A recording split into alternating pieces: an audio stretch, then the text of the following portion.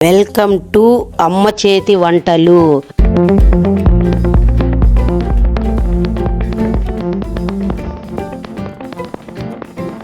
ఈరోజు వంటల పులుసు ఎలా చేయాలో చూపిస్తాను. వంటల పులుసు ఎలా చేయాలంటే పచ్చెనపప్పు 2 గంటల సేపు ముందు నానేసుకున్న తర్వాత మిక్సీకి వేసుకున్న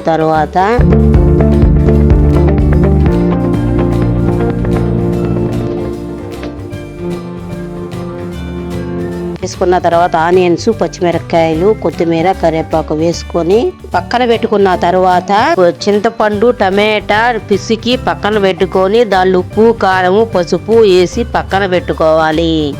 పక్కన పెట్టుకున్న తర్వాత శనగపిండి, ఎర్రగడ్డలు, కరివేపాకు, పచ్చిమిరపకాయ వేసి పక్కన పెట్టుకోవాలి.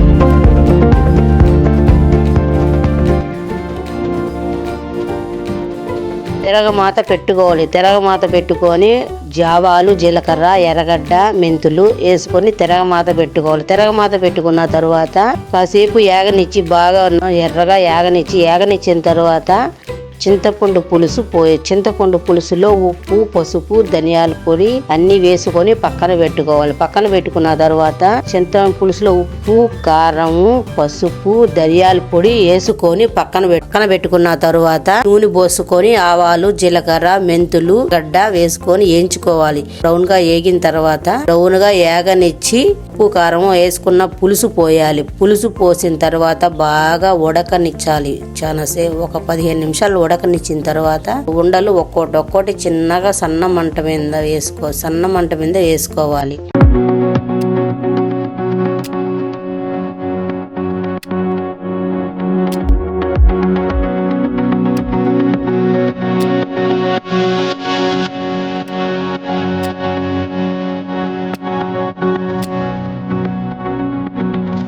బాగా ఉడకనిచ్చిన తర్వాత ఒక రోజుసేపు ఇటు అటు తిప్పాలి.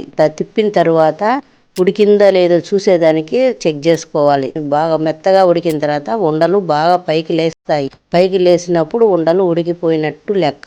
15 నిమిషాలు ఉడికితే చాలు. 10 నిమిషాలు ఉడికిన తరువాత ఉప్పు, కారం సరిపోయిందా లేదో చెక్ చేసుకొని చాలకపోతే కొద్దిగా వేసుకొని తర్వాత ఉడికిన తర్వాత బాగా ఉడకనిచ్చి తీసుకొని ఉండ ఉడికిందా లేదు చూసుకొని పక్కకు తీసుకొని వంటల పులుసు టేస్టీగా ఉంటుంది. తయారు చేసి చూడండి.